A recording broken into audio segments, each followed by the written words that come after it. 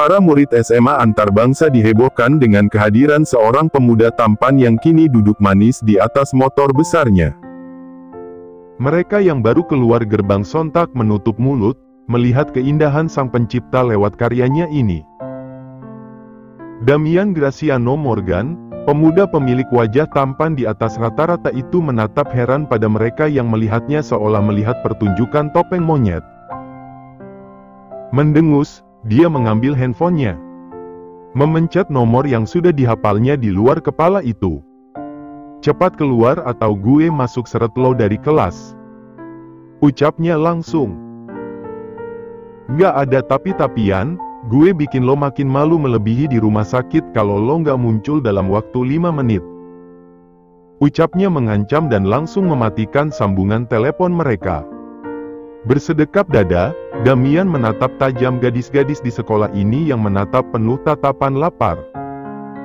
Memutar bola matanya jengah, yang bisa dilakukan sekarang hanya menunggu gadis itu datang. Sementara itu, Hasya ingin menangis saja rasanya. Damian mengancamnya tapi dia tidak bisa bergerak karena Darren menghadang langkahnya di koridor lantai 1 tepat 20 meter sebelum gerbang sekolahnya. Kenapa sih, takut banget lo? Ucapnya. Kali ini saja, aku mohon bebasin aku. Ini benar-benar penting. Semakin Hasya memohon semakin Darren suka, bukan iba. Darren menyukai saat gadis ini memohon dan menganggap hanya dirinya yang berguna di antara banyaknya laki-laki di sekolahan ini. Enggak, ya kali gue bebasin lo tanpa syarat. Apa syaratnya? Aku turutin tapi biarin aku pergi. Senyuman jahatnya muncul. Jadi pacar gue? Hasya membeku di tempat, apa-apaan ini? Jadi pacar seorang pembuli, mimpi buruk paling buruk yang pernah ada di hidupnya. Gak ada yang lain, yang lebih manusiawi? Itu manusiawi pakai banget Sya, masa lo gak mau jadi pacarnya bos kita yang tampan ini? Ucap Bagus tersenyum menggoda. Aku gak bisa, yang lain aja. Ucapnya menolak mentah-mentah. Hasya berlari kencang, menyadari kelengahan kedua pemuda ini. Bagus berteriak memanggil namanya, tapi Hasya tidak berhenti ataupun menoleh. Dibandingkan Darren, Damian jauh lebih menyeramkan baginya. Hingga dia sampai di gerbang sekolahnya yang terlihat ramai oleh kerumunan pada siswi, Hasya tidak kepo malah menerobos. Ini hebatnya bertubuh kecil, walaupun tidak melihat karena ukuran tubuhnya yang pendek, tapi bisa menerobos dengan mudah. Lo telat. Ucap Damian setelah Hasya sampai di depannya dengan napas tidak beraturan. Maaf, tadi ada masalah. Lo buat gue nunggu lama di sini. Ucapnya menatap Hasya datar. Kan kamu yang mau jemput. Ucapnya polos. Lagian tadi kan udah Hasya bilang, kalau ada sedikit masalah. Makanya nggak bisa cepet-cepet kesini. Damian mengangguk mengerti, tidak berkomentar lebih, dia sudah malas berada di sini. Memasangkan helm pada Hasya seperti biasa dan juga mengikatkan jaketnya di pinggang gadis ini. Hasya belum menyadari, sebab keramaian ini karena apa. Hingga tidak sadar juga kalau sekarang dia menjadi tontonan pada murid sekolahnya karena bergaul dengan Damian yang asing di sini. Gue bantu. Sikap Damian yang perhatian menimbulkan rasa iri dengki pada gadis-gadis ini. Mereka melihat jelas adegan manis yang hanya di film dan novel romantis, menggigit jari.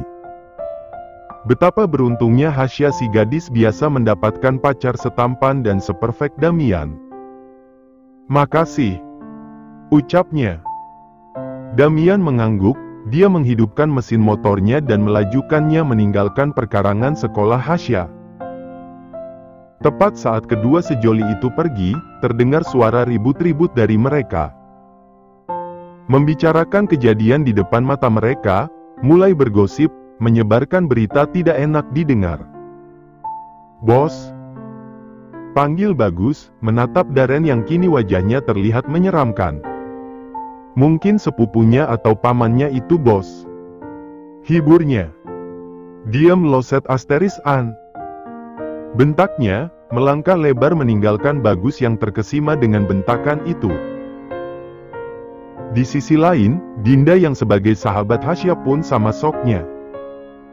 Tapi manusia-manusia ini malah menanyainya tentang siapa laki-laki yang bersama Hasya tadi. Din itu pacarnya Hasya. Duh, kok pacarnya bisa seganteng itu? Dapat gimana Din Hasyanya? Lo tahu Hasya punya pacar spek artis Korea? Din spill dikit dong pacarnya si Hasya, kita-kita pada kepo nih. Diam lo pada, panas kuping gue. Teriaknya keras. Kepo banget, mau siapapun itu nggak ada urusannya sama kalian ya. Teriakan Dinda terima karena berbicara seperti itu di tengah kepoan para teman-teman angkatannya.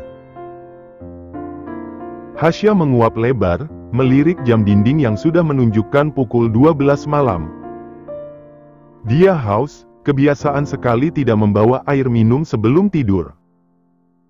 Terpaksa, Hasya turun dari ranjang untuk mengambil minum. Berjalan menuju dapur yang setiap langkahnya benar-benar sepi, Hasya bukan penakut tapi ini membuatnya takut. Maksudnya, dia biasa pulang malam-malam sendirian, tapi berjalan di lorong ini menuju dapur sedikit menyeramkan baginya. Sesampainya di dapur, cepat-cepat Hasya mengambil segelas air minum dan ngancir meninggalkan dapur. Tapi langkahnya terhenti, mendengar suara seperti pukulan Hasya tidak jadi melanjutkan langkahnya. Berjalan ke arah asal sumber suara, Hasya mengintip sedikit dari balik tembok besar ini. Menatap siluet bayangan seorang pemuda yang berjalan mengendap-endap. Astaga, maling! Gumamnya lirih. Hasya menatap sekitarnya, berharap ada orang atau benda apapun yang bisa membantunya melawan maling itu. Kayu. Tidak yakin sendiri, melihat bagaimana kayu ini yang bahkan tidak sampai sebesar tangannya. Tapi nanti malingnya bagaimana? Aduh, usaha dulu ajalah. Ucapnya. Hasya berjalan menuruti sosok seperti maling itu, menggenggam erat kayu di tangannya ini. Tepat saat sosok itu berjalan masuk ke dalam ruangan khusus cuci baju, Hasya memukul pundaknya dengan keras. Menutup mata, gadis ini terus memukulnya membabi buta tanpa melihat sasaran pukulannya. Woi, seasteristan berhenti! Teriaknya sedikit keras. Hasya menghentikan pukulan membabi butanya, membuka mata dia melotot kaget saat wajah itu terpampang jelas di depan matanya. Apa-apaan sih lo, sakit? Damian mengusap bahunya, menatap tajam Hasya yang diam seperti patung dengan mata melotot hampir keluar. Itu, gak waras lo. Bentaknya. Hasya yang ketakutan tadi kini mengerutkan keningnya, bau pekat alkohol tercium jelas dari anak majikannya ini. Tuan muda mabuk? Tanyanya. Damian melengos, sok tahu. Tapi baunya memang seperti bau alkohol, tuan muda mabuk? Tanyanya lagi, padahal sudah jelas jawabannya. Sit. Damian menarik lengan gadis ini, membekap mulut Hasya dan bersembunyi di antara mesin cuci ini. Saklar lampu menyala, Damian semakin menunduk agar kepalanya tidak terlihat. Tindakannya justru membuat dia semakin dekat dengan Hasya yang tidak mengerti dengan kondisi yang dia alami sekarang. Lampu kembali dimatikan, Damian mengintip. Merasa aman, dia menoleh pada Hasya. Tatapan mereka bertemu, Damian terpesona dengan netra jernih milik gadis ini. Tersadar, dia berdehem dan bangun dari persembunyiannya. Gue tidur di kamar lo. Nggak bisa begitu tuan muda, nanti kalau ada yang tahu Hasya yang akan kena masalah. Tolaknya mentah-mentah. Gue nggak butuh persetujuan lo. Ucapnya melangkah pergi, Hasya melotot, mengikuti kaki panjang yang melangkah menuju kamarnya itu. Pintu kamar tertutup rapat. Hasya mendengus begitu Damian merebahkan dirinya dengan nyaman di atas ranjang yang hanya membuat satu orang itu. Tuan muda, Anda sebaiknya kembali ke kamar Anda. Damian, mulut gue sampai berbusa ngingetin lo. Ucapnya, berbalik badan memunggungi Hasya. Damian memejamkan mata, pening dia rasakan di kepalanya. Hasya mendesah lirih. Sekarang dia akan tidur di mana? Tidak mungkin di lantai yang dingin ini kan? Terpaksa Hasya mengambil tikar yang ada di pojokan lemarinya. Tikar yang sudah bolong di mana-mana itu bisa Hasya gunakan sebagai alas tidurnya. Kejam sekali. Lirihnya, mengambil selimut tipis miliknya di dalam lemari bajunya. Berharap tidak sakit, dan berharap bisa dihangatkan dengan selimut dan tikar ini. Burung berkicauan menyambut hangatnya sinar matahari pagi. Semua pekerjaan rumah pun sudah bangun untuk melakukan tugas mereka. Tapi tidak dengan kedua sejoli ini. Mereka masih bergelung di bawah selimut yang sama, saling memeluk berbagi kehangatan pagi. Hasya menguap lebar, menyipitkan mata dia menyerit kebingungan dengan rasa berat yang menimpa perutnya. Mendonggak, gadis ini membulatkan mata. Terkejut dengan kehadiran yang tak disangka-sangka, memeluknya erat dirinya di atas ranjang sempit ini. Spontan Hasya mendorong tubuh Damian hingga pemuda itu jatuh mengenaskan di lantai dingin kamar ini. Terdengar suara ringisan, Hasya yang masih shock tidak memperdulikannya. Dia justru menatap kaget Damian dengan mulut tertutup oleh tangannya. Sakit bi asteris go, lo gimana sih? Kesalnya, mengusap pinggang. Damian bangun dari keterjatuhannya, menatap tajam Hasya yang menunduk ketakutan menatapnya. Lo bego, ngapain dorong gue kayak gitu? Lo pikir nggak sakit hah? Maaf, tadi kaget wajah kamu di depan muka aku.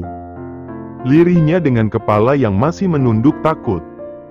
Lo, tunjuknya tak habis pikir.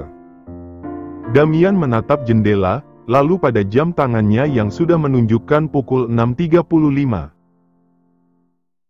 Mandi, gue antar ke sekolah. Tapi, lo juga harus bayar rasa sakit karena jatuh tadi. Ucapnya melangkah keluar dari Hasya. Gadis ini menganga, salahnya begitu. Harusnya kan itu salah Damian. Siapa suruh wajahnya sedekat itu membuat dia kaget dan otomatis tangannya bergerak refleks mendorongnya. Aku lagi yang kena. Gumamnya lirih. Bersiap mandi dan berangkat sekolah, Hasya tidak melakukan tugasnya membersihkan kamar tuan mudanya itu. Di sisi lain, Gia yang baru saja akan pergi ke kamar Hasya untuk membangunkan gadis itu terpaksa memutar arah begitu melihat tuan mudanya keluar dari kamar Hasya. Jantungnya berdegup kencang melihat kejadian barusan. Apa hubungan mereka hingga berada di satu kamar? Bagaimana bisa juga tuan mudanya itu sampai berada di kamar khusus untuk para pekerja di rumah besar ini? Ini akan menjadi masalah besar kalau sampai tuan besar mengetahuinya. Gumamnya. Pukul 7 waktu Indonesia Barat. Hasya membuka helmnya, memberikan pada Damian dan pemuda itu menerimanya dengan baik. Uang jajan yang gue kasih kemarin masih sisa. Hasya mengangguk, dia merongos saku bajunya. Uangnya aku balikin aja, nggak aku pakai kok, kamu bisa hitung ulang kalau nggak percaya.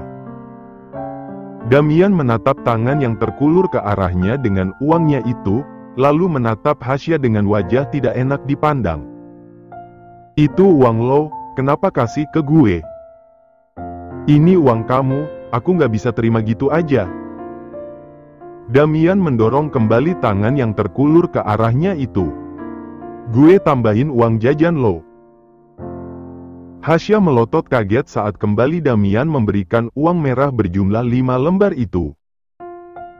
Besok gue kasih lagi kalau kurang, beli apa yang lo mau. Mengusap kepala Hasya, Damian pergi membawa motor besarnya.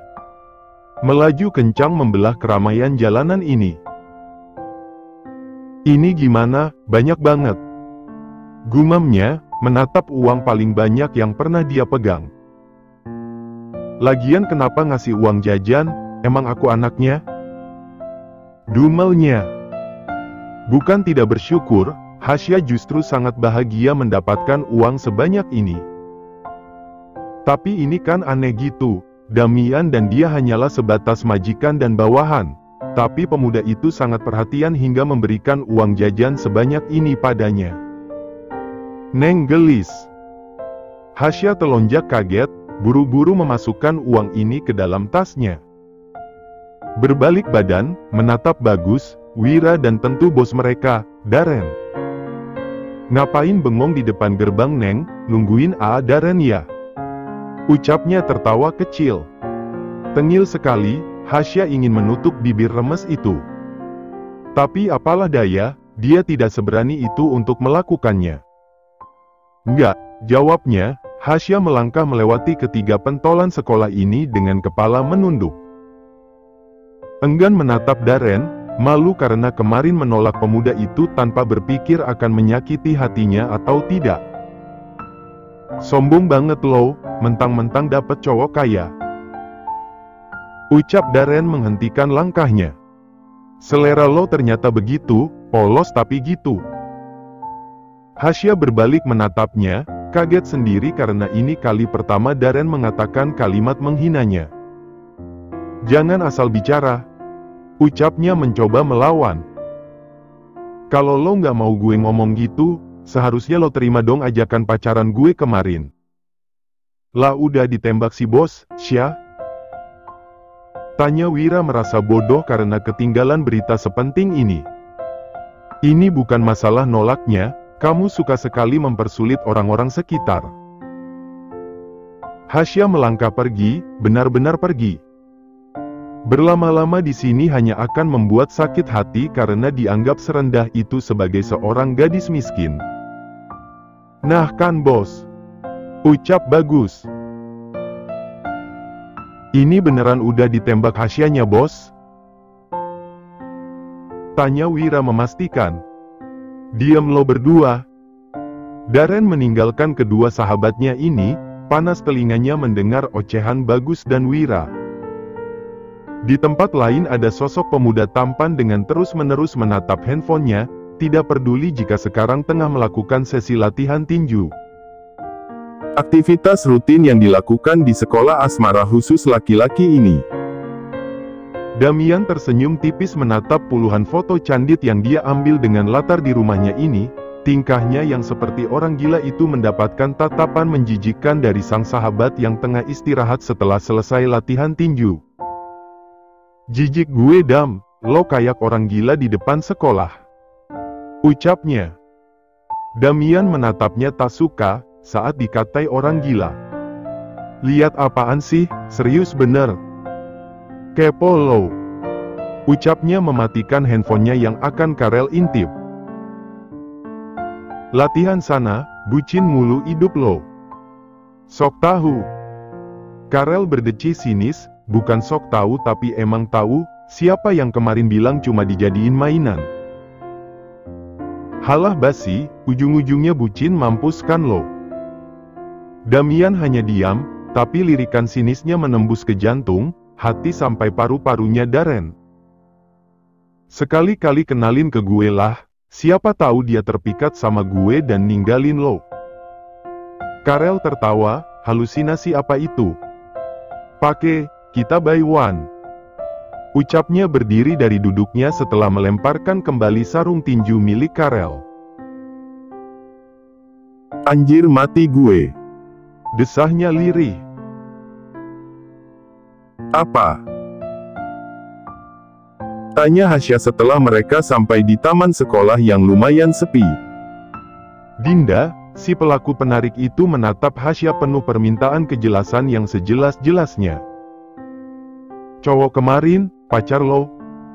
Hasya menggeleng cepat, bukan, dia anak majikan tempat aku kerja.